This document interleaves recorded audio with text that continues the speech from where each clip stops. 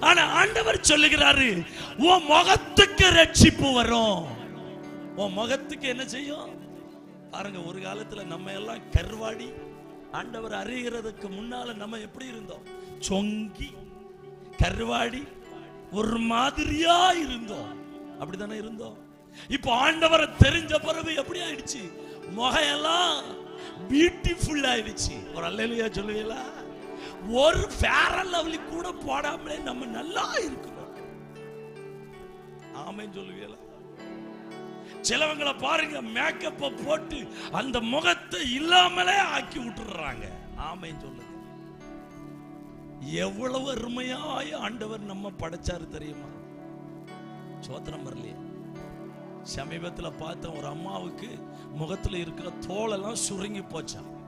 அம்மாவுக்கு என்னாச்சு? தோலெல்லாம் சுருங்கி போச்சா. 80